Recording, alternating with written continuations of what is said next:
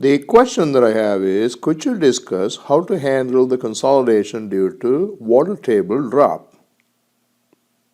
The final topic that I want to discuss here is the settlement due to fluctuations in the groundwater table. Supposing, say, we have a soil profile that looks like that. There is a layer of clay sandwiched between two sand layers. Water table is right here, 2 meters below the ground level. And let's just say due to capillary action, even this part of the soil is saturated. The saturated density of the whole sand layer, top to bottom, is 20 kilonewton per meter cubed, and the saturated density of the clay layer is 19 kilonewton per meter cubed. Supposing, say, we go ahead and calculate the initial vertical stress at point A, and I get a value of 208.2 kilopascal for that, which is the initial effective vertical stress at point A. Now let's just say that the water table has dropped by 10 meters. So now the water table is right here. And let's assume again, due to capillary action, the total density of this sand layer remains the same, 20 kilonewton per meter cubed.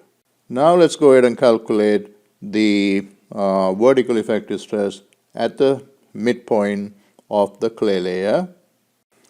The effective stress at the midpoint A works out to be 306.3 kilopascal, and then the difference between the two, in other words, the difference between this value and this value is 98.1 kilopascal. So in other words, the water table drop is supposed to cause an increase in the vertical effective stress at point A. But this is obviously not going to happen immediately, overnight. This is a consolidation process.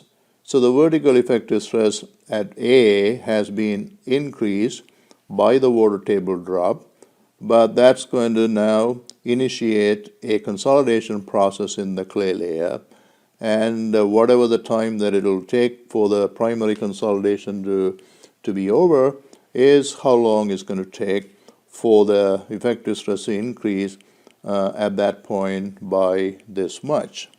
So why did this happen? Well, this happens because while the total stress at point A remaining the same, the pore pressure drops from 166.8 to 68.67. The difference obviously is the difference in the pore water pressure corresponding to 10 meter drop of water table. We can kind of generalize it as follows. So increase in the effective stress at point A can be written as the effective stress after minus the effective stress before. The effective stress after is the total vertical stress minus the pore pressure at point A, and similarly the effective stress before is the total vertical stress minus the pore pressure at point A before, but the total vertical stress remains the same because the density of the material above the clay layer remains saturated due to capillary action, and therefore the total vertical stress does not change, so you can cancel these two, and the equation simplifies to the differences in the pore water pressure. The differences in the pore water pressures equals to delta H multiplied by gamma W, where delta H is the drop in the water table. Now you can think of this as an increase in the vertical stress at point A caused by the water table, and that is going to trigger primary consolidation at point A, and you can follow the same procedures that we have learned in this section in order to calculate various quantities of interest, like for example, what is the settlement 2 years after the drop in the water table, things like that. Typically, of course, while the water table is dropping, consolidation will initiate.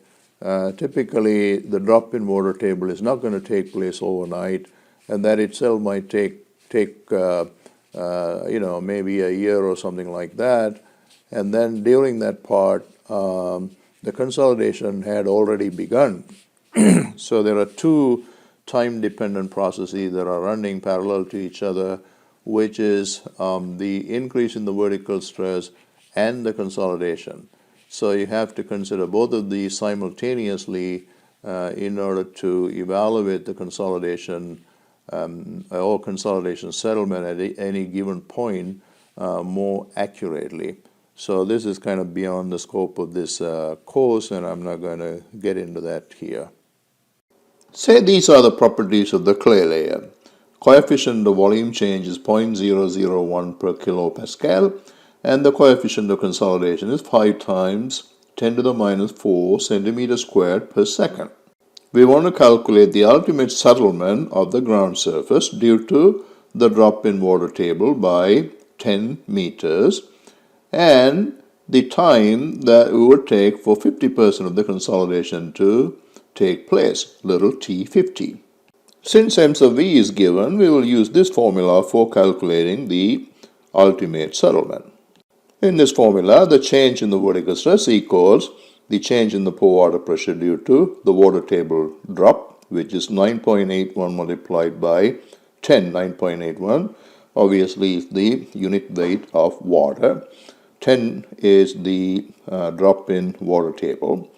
And you multiply that by the thickness of the clay layer, which is 10 meters, and I get a value of 0.981 meters for its infinity. Here are the calculations for finding little t50. Remember this number, right? Time factor at 50% consolidation is 0.197. So using this equation, we can find a value for little t50. We have a value for c sub v, which is 5 times 10 to the minus 4 centimeters squared per second. And let's say we calculate t50 in seconds. And this is a doubly drained problem. We have a sand layer here, a sand layer here, right? And therefore, h to be used in this equation would be half the thickness of the clay layer, which is 5 meters.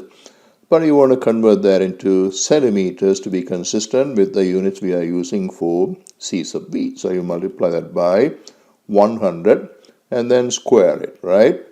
From this equation, t50 is calculated to be 1940.5 times 10 to the 4 seconds, and you convert that into years, and I get 0.62 years out of that.